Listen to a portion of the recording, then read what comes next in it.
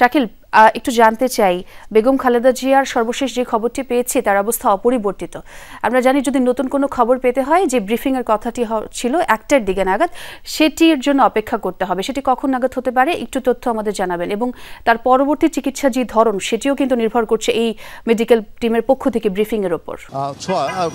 ঠিক একটার সময় ব্রিফিং নয়, বিএনপির চেয়ারপারসনের যারা মেডিকেল বোর্ড, দেশ বিদেশের সমন্বয়ে গঠিত যে মেডিকেল বোর্ড, সেই মেডিকেল বোর্ডের একটি বৈঠক হওয়ার কথা ছিল। সেই বৈঠকটি অনানুষ্ঠানিকভাবে হয়েছে এবং সেখানে জোবাইদা রহমান তিনি উপস্থিত ছিলেন এবং তার তত্ত্বাবধানে বা তার উপস্থিতিতে সেই বৈঠক হয়েছে। তো বৈঠকে কী সিদ্ধান্ত হয়েছে সেই সম্পর্কে এখন পর্যন্ত আমরা জানতে পারিনি। সন্ধ্যা নাগাদ ডাক্তারদের পক্ষ থেকে একটা ব্রিফিং হওয়ার সম্ভাবনা রয়েছে, এখন পর্যন্ত সময়সীমা নির্ধারণ করা হয়নি।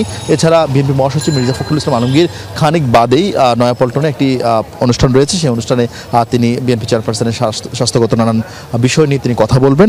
এবং চিকিৎসকরা আমাদেরকে যেটা জানাচ্ছিলেন যে তার অবস্থান গতকাল রাত থেকে যেই অবনতি হয়েছে, সেই অবনতি হওয়ার পর এখন পর্যন্ত আনচেঞ্জড, অর্থাৎ অপরিবর্তিত, এবং সেই পরিবর্তন যেন হয় বা স্বাস্থ্যের জন্য উন্নতি হয় সেই কারণে চেষ্টাটা ডাক্তাররা শেষ পর্যন্ত চেষ্টা করে যাচ্ছেন। এখন নতুন করে জোবাইদা রহমান যেহেতু এসছেন এবং তিনিও তার শাশুড়িকে দেখেছেন এবং তিনি এখন তার শয্যা পাশেই ছিলেন বেশ অনেকক্ষণই, প্রায় 1 ঘণ্টাখানি তিনি তার সিসিইউতে ছিলেন এবং সেখানে তিনি পুরো বিষয়টা পর্যবেক্ষণ করেন এবং সেখানে মেডিকেল যে রিপোর্টগুলো রয়েছে সেই রিপোর্টগুলো পরীক্ষা নিরীক্ষা করেন এবং সেই রিপোর্টের উপর ভিত্তি করে যারা সেই ডক্টর ছিলেন, অর্থাৎ এখানকার দেশ বিদেশি যে ডক্টররা আছেন, চীনের ডক্টর রয়েছেন, যুক্তরাজ্যের যে ডক্টর রয়েছেন, এছাড়া বিএনপি চেয়ারপারসনের জন্য যে মেডিকেল বোর্ড, সেই বোর্ডের সদস্যরা একসঙ্গে বসে তারা আলাপচারিতা করেছেন এবং বৈঠক করেছেন পরবর্তীতে কী ধরনের ব্যবস্থা নেওয়া যায় এবং বিএনপি চেয়ারপারসনকে রোববার লন্ডনে নেওয়ার যে নতুন সময়সূচি নির্ধারণ করা হয়েছে সেটি শেষ পর্যন্ত করা যাবে কিনা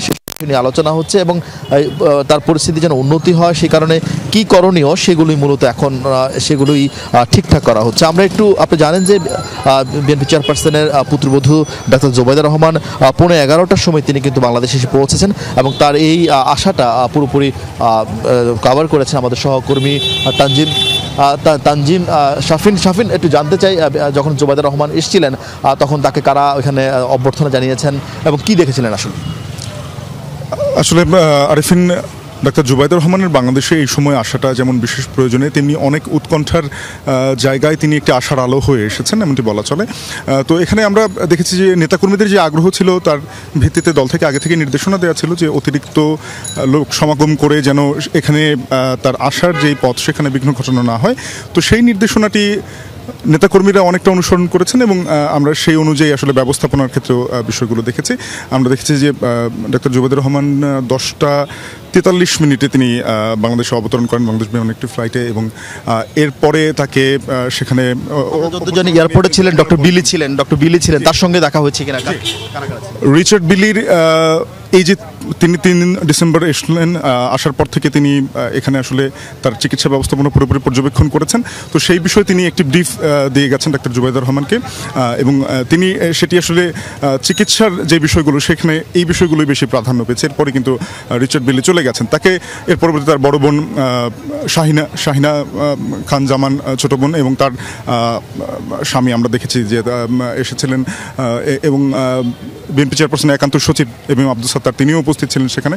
তারা অভ্যর্থনা জানিয়ে সেখানে আমরা দেখেছি যে স্বল্প প্রোটোকলে আইন শৃঙ্খলা বাহিনীর তেমন খুব বেশি আমরা সেখানে উপস্থিতি দেখিনি। এর পাশাপাশি গাড়ি বহরটিও বেশ ছোট ছিল এবং তিনি খুব দ্রুতই 11টার পরই আসলে এভারকেয়ার হাসপাতালে চলে আসেন। পরিষ্কার, কারণ একেবারে সাদামাটাভাবে এবং খুব স্বাভাবিকভাবে পরিবেশের উপর ভিত্তি করে বিএনপির চেয়ারপারসনের পুত্রবধূ ডাক্তার জোবাইদা রহমানকে এয়ারপোর্ট থেকে সরাসরি এভারকেয়ারে নিয়ে আসা হয়েছে। এভারকেয়ার আসার পরপরই তিনি তার শাশুড়ির শয্যা পাশে গিয়েছেন এবং সেখানে তার স্বাস্থ্যের খোঁজ খবর নিয়েছেন। সন্ধ্যা নাগাদ ছোঁয়া আমরা ডাক্তারদের পক্ষ থেকে যে ব্রিফিং হওয়ার কথা রয়েছে সেটি হয়তো হবে, সময়সীমা হয়তো আমরা জানবো, এর মধ্যে জানলে নিঃসন্দেহে আপনাদেরকে জানাবো। ছোঁয়া।